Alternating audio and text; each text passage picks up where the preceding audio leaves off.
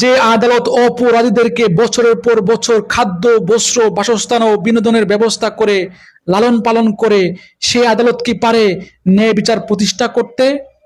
ইসলামী আইনে ডাকাত ও সন্ত্রাসীদের দমনে তাদের হাত পা কেটে চৌরাস্তার মোড়ে ঝুলিয়ে রাখার এই আইনটি কি মানবাধিকার লঙ্ঘন করে?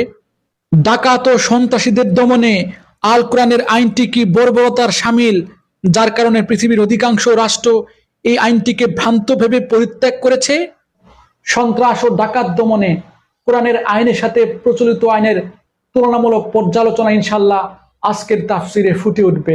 ধৈর্য ধরে সম্পূর্ণ ভিডিওটি দেখুন।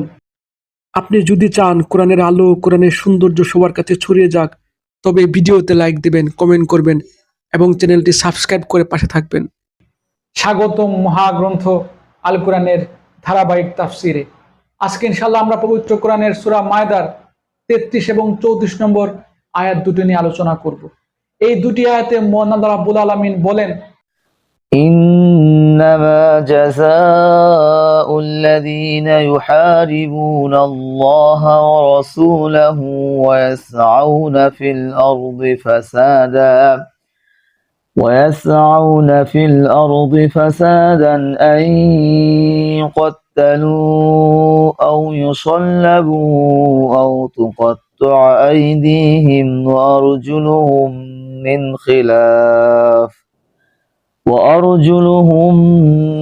خلاف أو ينفوا من الأرض ذلك لهم خزي في الدنيا ولهم في الآخرة عذاب عظيم।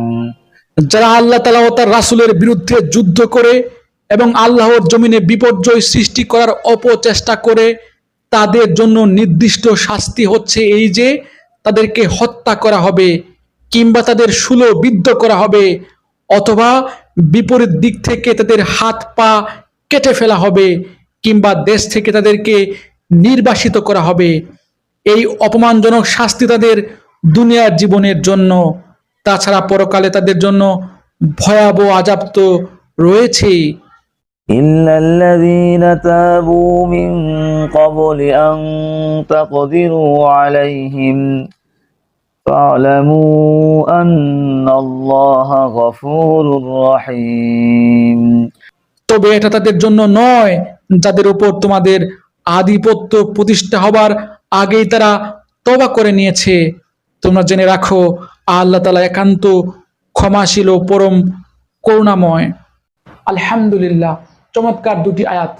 এই দুটি আয়াত আল্লাহ রাব্বুল আলামিন যাদের কথা বলেছেন তারা হলো সেসব ব্যক্তি যারা সমাজে চরম বিশৃঙ্খলা সৃষ্টি করে, অর্থাৎ ডাকাতি করে, মানুষ হত্যা করে, ভয় ভীতি ছড়ায়, পথে ঘাটে নিরাপত্তাহীনতা তৈরি করে, সন্ত্রাস ও চাঁদাবাজি করে, জনগণের জান মালের ক্ষয়ক্ষতি করে ও আল্লাহ ও তার রাসূলের বিরুদ্ধে যুদ্ধ করে।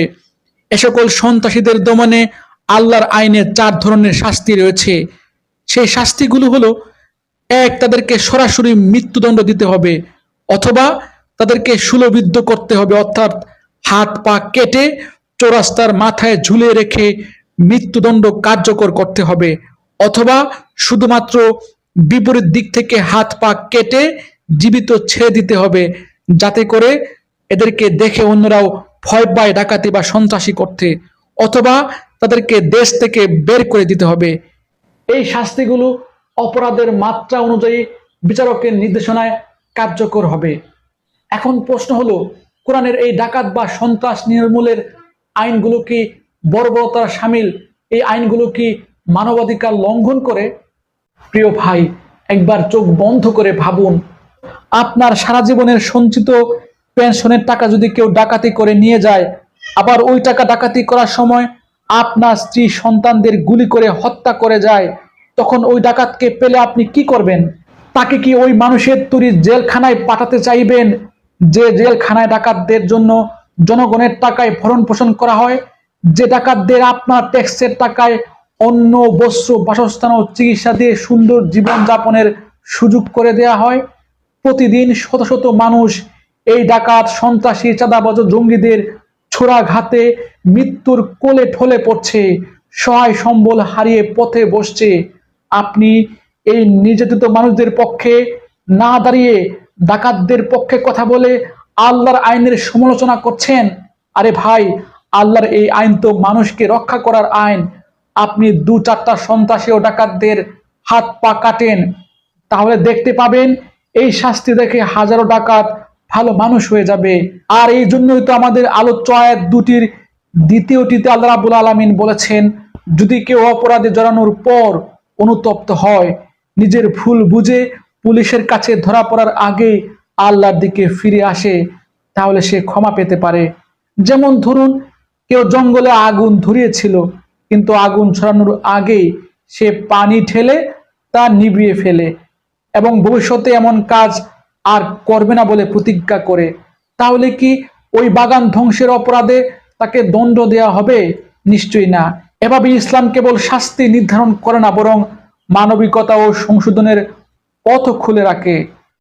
আল্লাহ রাব্বুল আলামিন আমাকে সহ আপনাদের সবাইকে কোরআনের আইন প্রতিষ্ঠার সংগ্রামে লিপ্ত করুন। আমরা যেন সবাই কোরআনের আইন প্রতিষ্ঠার সংগ্রামে জনমত তৈরিতে এগিয়ে আসি এবং আল্লাহর আইনগুলো আমাদের সমাজে, আমাদের রাষ্ট্রে বাস্তবায়িত করি। এই প্রত্যাশা এখানে শেষ করছি। ধন্যবাদ।